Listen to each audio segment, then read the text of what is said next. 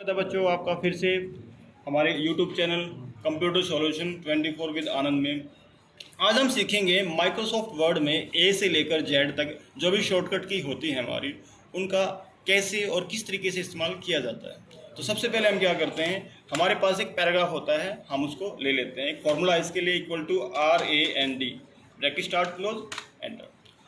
खाली पेज पे आप कोई भी कमांड अप्लाई नहीं कर सकते हैं, इसके लिए हमें कुछ पैराग्राफ टाइप करना पड़ता है, जो मैंने टाइप कर लिया है। अब हम क्या करते हैं, सबसे पहले अपने डॉक्यूमेंट को सिलेक्ट करते हैं। कंट्रोल A दबाएंगे तो आपका डाटा सिलेक्ट हो जाएगा। पहली शॉर्टकट की हमारी कंट्रोल A है, जो हमारे कंप्लीट डाटा को सिलेक्ट करती है। इसके बाद अगर आप अपने डाटा को बोल्ड करना चाहो तो कंट्रोल+B दबा सकते हो। दूसरी शॉर्टकट की हमारी कंट्रोल+B है, जिससे हम अपने डाटा को सिलेक्ट करके उसको बोल्ड कर सकते हैं। कंट्रोल+B दबाएंगे तो ये बोल्ड हो जाएगा। थर्ड शॉर्टकट की है हमारी कंट्रोल+C, जिसे हम अपने डाटा को कॉपी कर सकते हैं। इसको सिलेक्ट करेंगे, कंट्रोल+C से कॉपी करेंगे और दूसरी किसी भी लाइन में आप इसको पेस्ट कर सकते हो, ताकि आपको ये लाइन दोबारा टाइप करनी हो तो टाइप ना करके इसको आप पेस्ट कर सकें।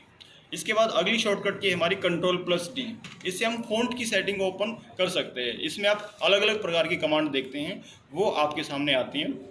आप इनको अप्लाई करके देखेंगे तो आपके सिलेक्टेड वर्ड पे ये इफेक्ट डालते हैं। इसके बाद आता है कंट्रोल+E। पेज की पहली लाइन के ऊपर हमें कुछ हेडिंग टाइप कर देनी है, वेलकम। ये हमने हेडिंग को बीचों बीच लाना है पेज के, तो कंट्रोल+E दबा देंगे तो ये पेज के बीच में आ जाएगी। तो इसको बोलते हैं सेंटर अलाइनमेंट, पेज के बीच में लाने के लिए। इसके बाद आता है E के बाद आता है कंट्रोल+F।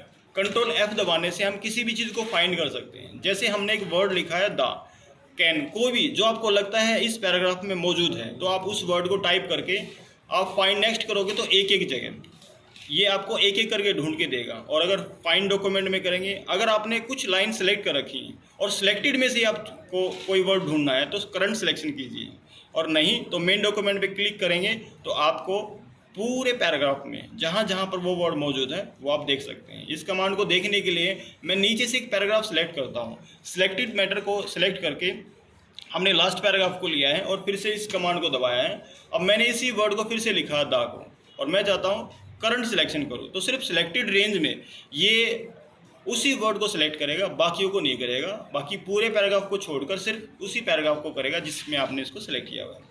इसके बाद आता है एफ के बाद आता है जी से हम किसी भी लाइन या कमेंट्स पे, हेडिंग्स पे जा सकते हैं। कंट्रोल+G दबाने से आता है गो टू में हमें बहुत अलग अलग चीज़ें दिखाई गई, जैसे बुक मार्क पे जाना है, कमेंट पे जाना है, फुटनोट पे जाना है, सभी जगहों पे हम जा सकते हैं। फिलहाल हम यहाँ पे हमारे पास लाइन है और लाइन नंबर 5 पे जाना है आपको, तो गो टू कीजिए। आपको लाइन नंबर 5 को हाईलाइट कर देगा ये और आपको वहाँ पे पहुँचा देगा। जी के बाद आता है कंट्रोल+H। कंट्रोल+H से आप किसी भी चीज़ को रिप्लेस कर सकते हैं। कंट्रोल+H दबाएंगे तो यहाँ पे हम चाहते हैं कि हमारा जो वर्ड इस पैराग्राफ में है उसके स्थान पे रामू आ जाए, तो हम रिप्लेस ऑल कर देंगे। एक करेंगे तो एक रिप्लेस होगा, रिप्लेस ऑल करेंगे तो सभी जगहों पे रामू आ जाएगा। अब आप देखिए यहाँ पर भी रामू है, यहाँ पर भी, यहाँ पर भी। मतलब हमारी कोई गलती हो और हम उसको ठीक करना चाहें तो फाइंड और रिप्लेस कमांड हमारे इस कार्य को बड़ी आसानी से कर देगी। कंट्रोल+H के बाद आता है रिप्लेस। कंट्रोल+I से हो जाता है इटैलिक। आपको अपने डाटा को थोड़ा सा बड़ा करना पड़ेगा और कंट्रोल+I दबाएंगे तो आपका जो डाटा है वो इटैलिक मोड में आ जाएगा। आई के बाद आता है जे। अब आप ये देखिए, आपका जो लेफ्ट साइड है यहाँ से लाइनें इक्वल हैं और यहाँ से लाइन छोटी बड़ी है, तो कंट्रोल+J दबाएंगे तो लाइनें दोनों साइड से इक्वल हो जाएंगी। इसको बोलते हैं कंट्रोल जस्टिफाई, जो कंट्रोल+J से होता है। जे के बाद आता है के। कंट्रोल+K से आप किसी भी फाइल, दूसरी किसी फाइल का एड्रेस ले सकते हो एक लिंक के रूप में। यहाँ आप चाहो तो टाइप भी कर सकते हो क्लिक हेयर, ताकि आप इसको एक्टिव कर सको। अभी ये एक्टिव नहीं है, जैसे ये लिंक आया है मेरे पास, हम नीचे वाले को ऐसे ही लिंक के लिए एक्टिव कर देते हैं। इसको सिलेक्ट कर लेना, पहले क्लिक हेयर को आपने क्या कर लेना है, सिलेक्ट करके फिर दबाना है। इसके लिए आप कोई भी दूसरी फाइल ओपन कर सकते हैं। ओपन करेंगे तो आप देखेंगे ये एक्टिव हो गया। अब आपको क्या करना है, क्लिक हेयर पे आप अपने क्लिक करना है, कंट्रोल दबा के क्लिक करेंगे और यस करेंगे तो आपको दूसरी फाइल पे ले जाएगा, जो कि हमारा एक एप्लीकेशन फॉर्म है। हम दूसरी फाइल पे जाके इसको देख सकते हैं, और वापस पुरानी फाइल पे जाना हो तो आप इस फाइल में उस फाइल का लिंक रख लीजिए, ये आपको वहाँ पे भी भेज देगी। तो एक फाइल से दूसरी फाइल में जाने के लिए हम ये लिंक बनाते हैं, ठीक है। इंटरनेट पे सारा कार्य इसी प्रकार से होता है। इसके बाद आता है कंट्रोल+L। कंट्रोल+L से हम अपने डाटा को लेफ्ट में अरेंजमेंट कर सकते हैं। कई बार आपने देखा होगा एप्लीकेशन लिखते वक्त थैंक यू आप लिखते हैं तो वो पेज के बिल्कुल बीच में होता है, कंट्रोल ई दबाने से बीच में आ गया। और आपको डेट लिखनी है तो लेफ्ट में होती है, कंट्रोल एल दबाने से लेफ्ट में आ जाएगी। और आपने उसके बाद लिखना है यूअर्स फेथफुली या कोई भी चीज़, वो कंट्रोल आर दबाने से राइट में चली जाती है। तो कंट्रोल एल से लेफ्ट में, कंट्रोल आर से राइट में और कंट्रोल ई से सेंटर में अप्लाई कर सकते हैं। इसके बाद आता है एम, JKL एम से आता है हमारे सामने, कंट्रोल एम दबाएंगे तो हमारा जो डाटा होता है वो इंक्रीज़ होता है, इंडेंट इंक्रीज़। इसको वापस लाना तो कंट्रोल शिफ्ट एम दबा देंगे। ये शॉर्टकट की इस्तेमाल की गई है किसी और काम के लिए, कंट्रोल जेड दबा दो ये वापस आ जाएगा। तो कई बार क्या होता है कि हमारी जो शॉर्टकट की होती है उसको हम किसी अन्य कार्य के लिए भी इस्तेमाल कर सकते हैं। जैसे मैंने कंट्रोल एम का इस्तेमाल किया तो हमारा डाटा इंक्रीज़ हुआ, वापस लाना हो, नॉर्मल करना हो तो इसके लिए आप कंट्रोल क्याओ भी दबा सकते हो। ये कंट्रोल क्याओ भी किसी काम के लिए यूज़ किया गया है। मतलब जो शॉर्टकट की कंप्यूटर हमें प्रोवाइड कराता है उन शॉर्टकट की का हम अपने निजी, अपने पर्सनल कंप्यूटर में उसको अपने तरीके से इस्तेमाल कर सकते हैं। ये भी मैं आपको सिखाऊंगा आगे आने वाले वीडियोज़ में। अभी हम देखते हैं, इसको कंट्रोल जेड कर देते हैं, वापस नॉर्मल हो जाएगा। कंट्रोल एम के बाद आता है कंट्रोल एन। तो देखिए बच्चों, कंट्रोल एन से हमारे सामने एक ब्लैंक न्यू डॉक्यूमेंट आ जाता है। तो देखिए कंट्रोल एन दबाएंगे तो हमारे सामने बिल्कुल नया फ्रेश डॉक्यूमेंट आ गया।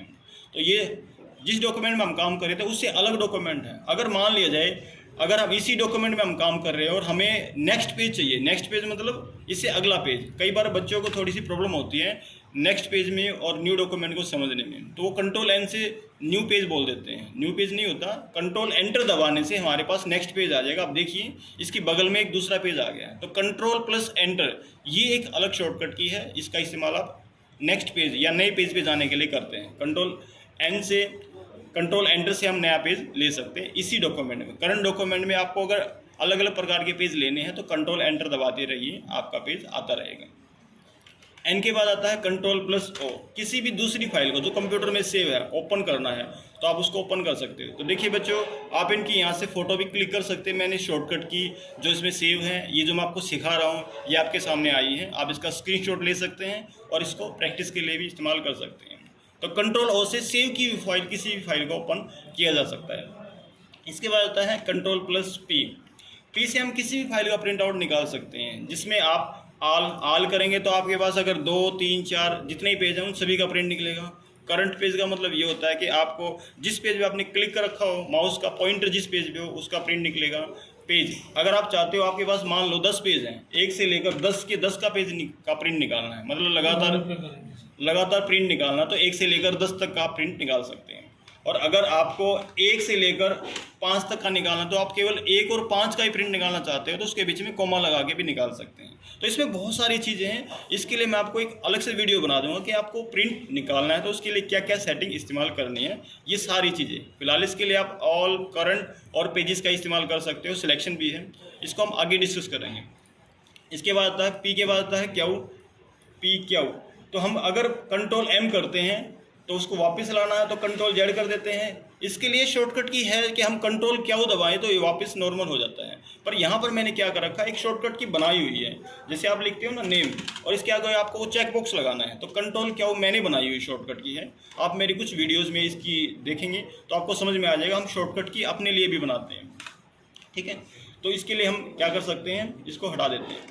इसके बाद हमारे सामने क्या हो, आर से आपने मैंने इसको पहले भी बता दिया इसी वीडियो में। कंट्रोल आर से राइट में, जैसे आप लेफ्ट में लेते हो तो कंट्रोल आर दबाएंगे तो ये वापस राइट साइड में चली जाएगी। आर के बाद आता है सेव। सेव करने के लिए भी 2-3 कमांड्स हैं यहाँ पे। जैसे कि मान लो इस फाइल को मैं सेव करना चाहता हूँ, कंट्रोल एस दबाऊंगा तो ये सेव करने के लिए कहेगा। मैं यहाँ पे इसका नाम कोई भी नाम डाल के इसको सेव कर दूंगा। अब अगर आपको इसको दोबारा से सेव करना है किसी अन्य नाम से, जबकि ये सेव हो चुकी है, तो F12 आपकी जो फंक्शन की है उसमें F12 की दबाओगे तो आपसे सेव एज के बारे में पूछेगा। जो पहले कमांड आई थी वो भी सेव एज थी, पर हमने इस फाइल का नाम नहीं डाला था और अब डाल दिया तो इसका नाम हम कोई भी डाल सकते हैं और ये सेव हो जाएगी।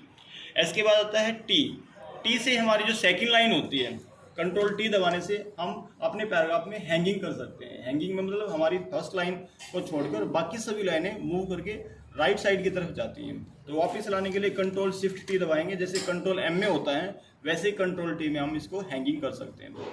इसको हैंगिंग के लिए इस्तेमाल करते हैं।